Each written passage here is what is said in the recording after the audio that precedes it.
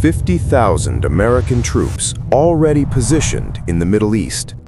2 amphibious groups entering the American calculation, one already redirected, another being accelerated toward the region, and the 82nd Airborne being prepared to expand Washington's rapid response options, and an island through which about 90% of all the oil Iran sells to the world passes.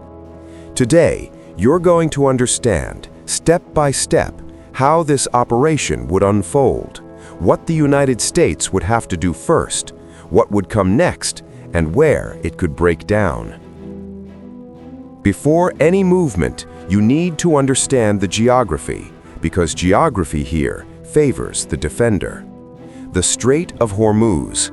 At its narrowest point, 29 nautical miles, about 54 kilometers, but the channels where large ships actually pass, just 2 nautical miles in each direction, separated by a buffer zone.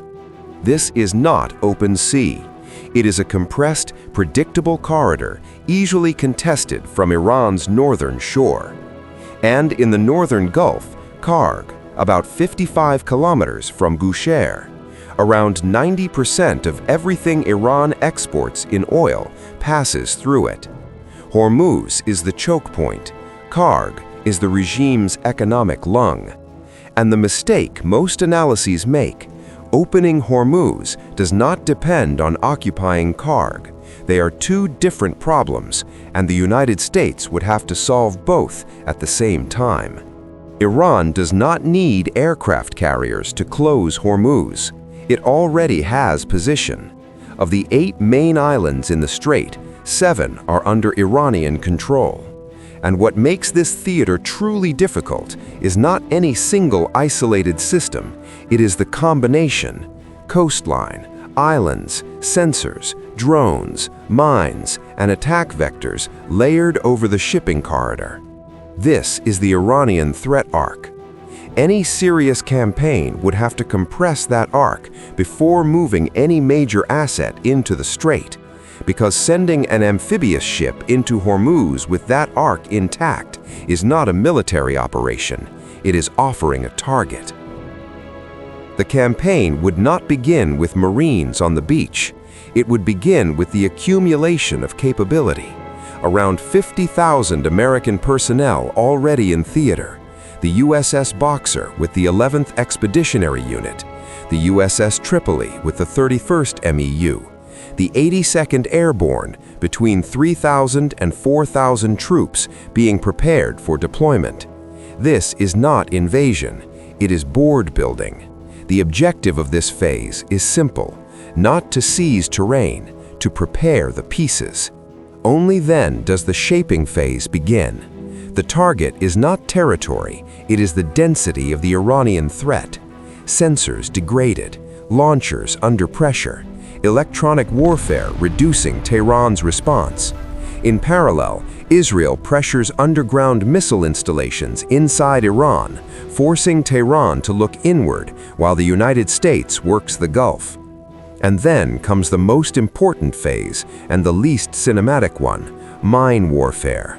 Iran has already positioned mines in Hormuz, and it has threatened to deploy additional types if the United States attempt to block Kharg. The American mission: detect, clear, mark, and protect a corridor. Not safe in the absolute sense, safe enough for protected passage, minute by minute. Without that corridor, everything that comes after does not work. Only after the corridor is breathing do the major amphibious assets come in.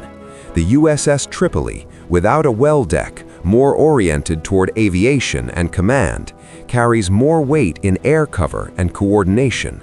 The USS Boxer, preserving the well deck, carries more weight in the amphibious component and in sustaining expeditionary presence.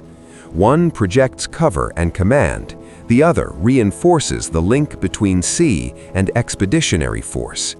And only here does Kharg enter the picture, not as a territorial trophy, but as an economic lever.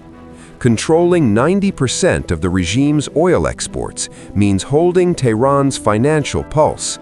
but Kharg lies about 26 kilometers from the Iranian coast, within range of rockets, drones, missiles, and, depending on the system employed, also long-range artillery fire launched directly from the mainland.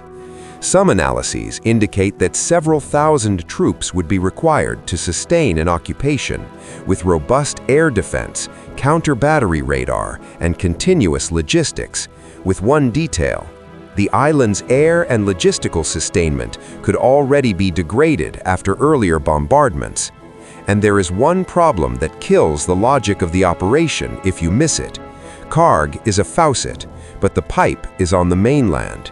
Iran controls the pipelines that carry oil from the coast to the island. Taking Kharg without controlling that flow is occupying a valve without the plumbing. Iran would not stand still, and the response would not be a frontal battle. Tehran is smart enough not to fight the kind of war the United States wins easily. Expand mining in the Gulf, long-range missiles with range associated in this escalation up to 4,000 kilometers, enough to threaten Diego Garcia, regional bases, and significant parts of Europe. Pressure on allies hosting American bases, and maritime insurance. Without physically closing the strait, it's enough to maintain enough threat for insurers to make transport unviable, barrels trapped without a single additional missile.